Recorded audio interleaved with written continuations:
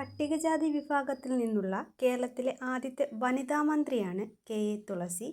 പ്രതിനിധീകരിക്കുന്ന മണ്ഡലം കോങ്ങാടാണ്, പാലക്കാട് ജില്ല. 16ാം കേരള നിയമസഭയുടെ പ്രോടൈം സ്പീക്കറായി സ്ഥാനമേറ്റത് ജി സുധാകരനാണ്. സ്പീക്കറായി ചുമതലയേറ്റത് തിരുവഞ്ചൂർ രാധാകൃഷ്ണൻ.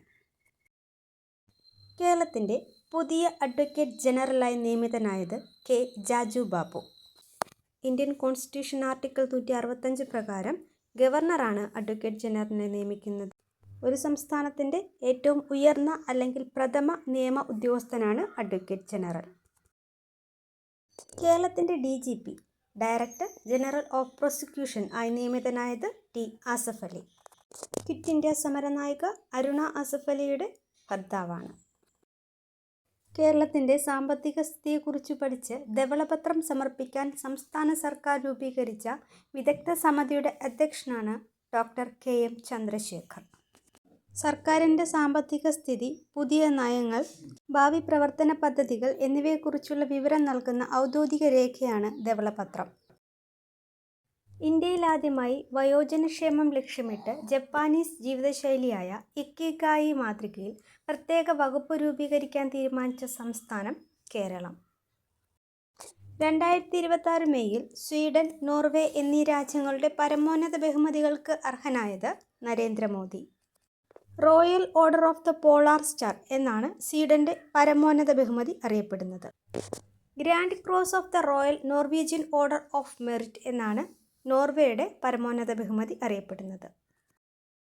2026 മെയ്യിൽ മലയാറ്റൂർ ഫൗണ്ടേഷൻ്റെ 5ാമത് സാഹിത്യ പുരസ്കാരത്തിന് അർഹനായത് KV മോഹൻകുമാർ. നോവൽ ഉല നിയോഗിയുടെ സഞ്ചാരങ്ങൾ മസൂദിയുടെയും.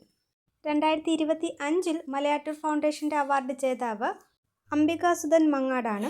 നോവൽ അല്ലോഹലൻ.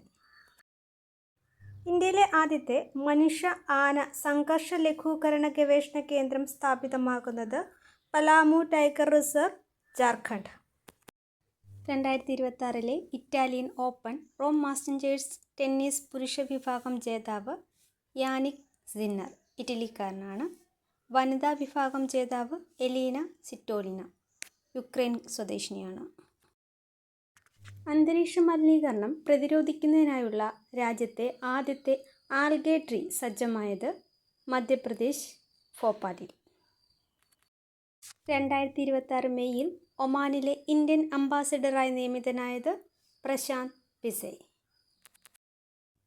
3 പതിറ്റാണ്ടുകാലത്തെ സേവനത്തിന് വിരാമമിട്ട് 2026 മെയ് 1 പ്രവർത്തനം അവസാനിപ്പിച്ച പ്രശസ്ത ഇന്ത്യൻ സെർച്ച് എഞ്ചിൻ ask.com അഥവാ AskGIS.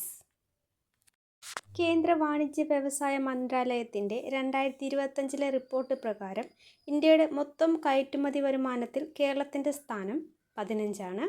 1ാം സ്ഥാനത്ത് നിൽക്കുന്നത് ഗുജറാത്ത്.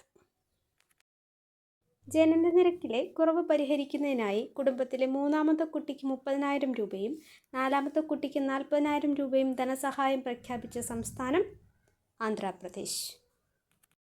ആഫ്രിക്കൻ രാജ്യങ്ങളായ Democratic Republic of Congo, Uganda എന്നിവിടങ്ങളിലുണ്ടായ എബോള രോഗബാധയെ തുടർന്ന് ലോകാരോഗ്യ സംഘടന ആഗോള ആരോഗ്യ അടിയന്തരാവസ്ഥ പ്രഖ്യാപിച്ചു. എബോള വൈറസിൻ്റെ അപൂർവ വകഭേദമായ ബുന്ദിബുഗ്യോ എന്ന രോഗബാധയാണ് പടർന്നുകൊണ്ടിരിക്കുന്നത്.